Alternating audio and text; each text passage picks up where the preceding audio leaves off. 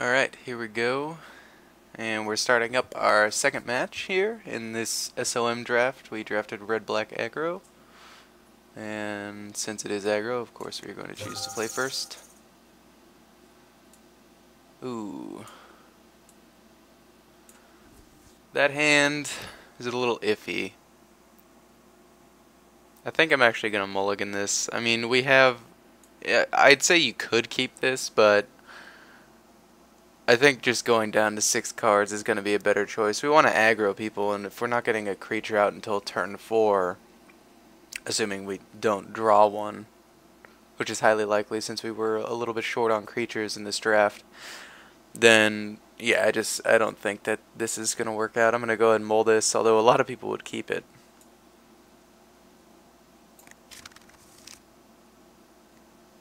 Alright, so I think this is a little bit better. I'd like to have another land in here, but I think that keeping a 2-land hand with both our colors is better than trying to mull down to 5, so we're going to keep that hand. Let me go back. That first hand that we opened up was keepable. I like to mulligan a little bit aggressively, so...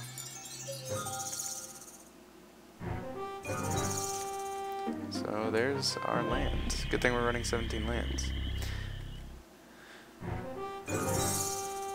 Man, we're probably going to run out this Moriok replica next.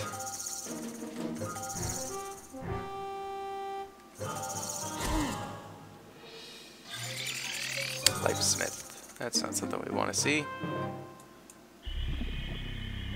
And Moriok replica looks good. Blocks his Azuri's archers. And maybe we can try to get some card advantage back if we need to sack it.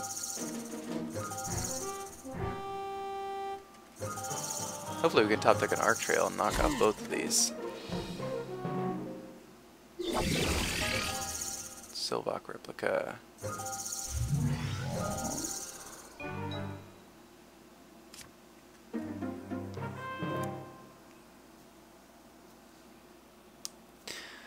So we could sack it now, but I don't really want to, because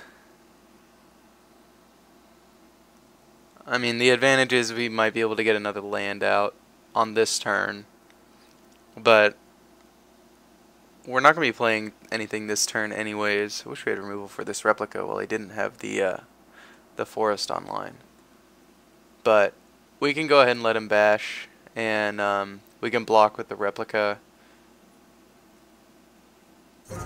And then sack it and save us a little bit of damage.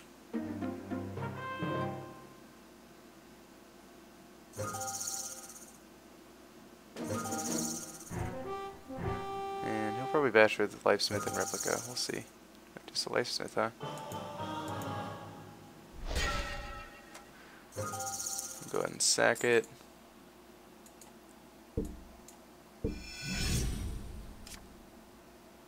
Ooh.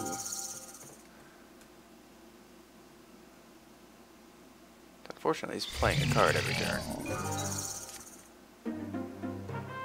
He's not slowing down at all, is he?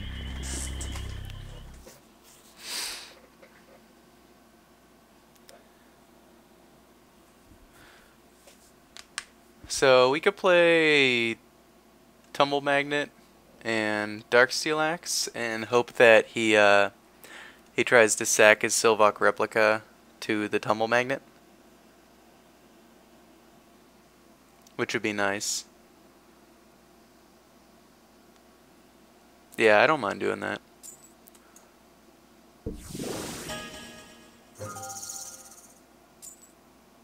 Only disadvantage is if he actually does play 2 cards next turn, then Grasp is going to be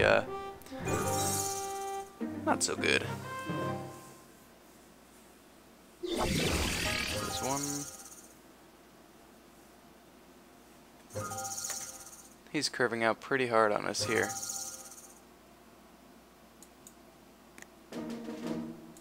Go ahead and tap this brigade.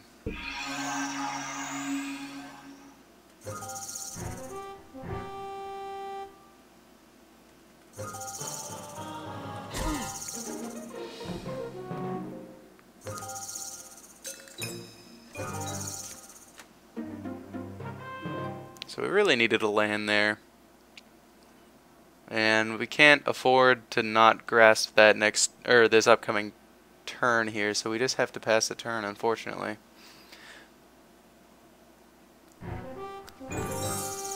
Our goal is to aggro this guy, but I mean, look at this curve right here. 1, 2, 3, and 4. I'm gonna keep. Well, I guess we could just grasp it now. Yeah, let's grasp that brigade now.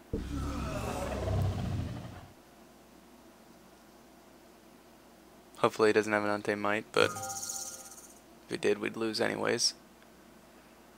And we could tap Lifesmith. I think that's a little bit greedy. Put us down to 4. Yeah, let's save this Tumble Magnet.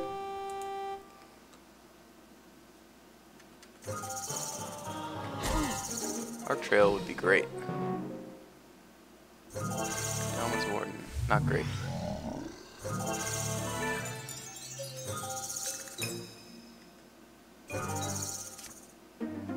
Decoration Scatter, not exactly what we were looking for. But honestly, I think we have to play it.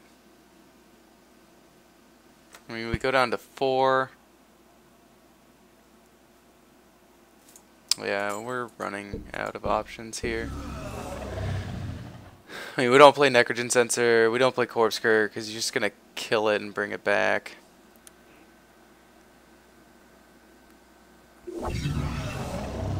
I like the synergy with Salvage Scout and Sylvok Replica, that's good.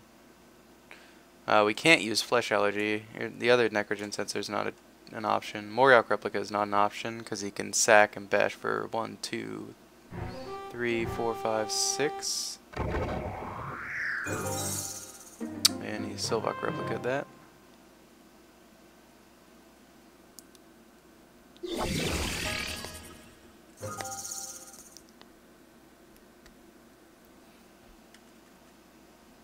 So this is the guy we passed Zuri's Brigade. We almost picked that up, if you remember that in Pack 2 when our colors were wide open. We decided to pass up on that.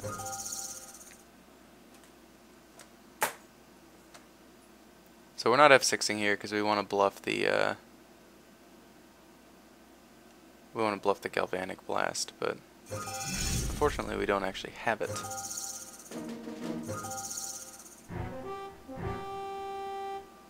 And 2, 4, yeah, we lose.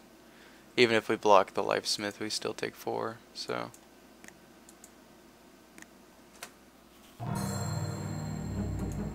And doesn't really matter what was coming, but it's always kind of fun to look.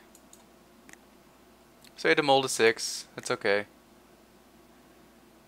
He curved out very hard, that was a good hand. He never really got his Zuri's Brigade online, but. Alright, so Darksteel Mirror again is going to be good since he doesn't have any effect, and I think we can take out Palladium Mirror. Yeah, because I think he'll just kill that with a Sylvok Replica. Other than that, we could think about siding out these Chrome Steeds. Green has a lot of artifact removal, meaning we might not ever get our Metalcraft online. So something like Painsmith would be better. Or even something that's just more likely to stick, like, or something that's good without the Metalcraft, like Palladium Mirror. I'm also kind of hoping that our deck just works like it's supposed to here. So yeah, I'm gonna go ahead and submit. I'm okay with our deck. I think Darksteel Mirror is a good sideboard. We've put that in both game 2s now that we've played, and yeah, we're gonna play first again.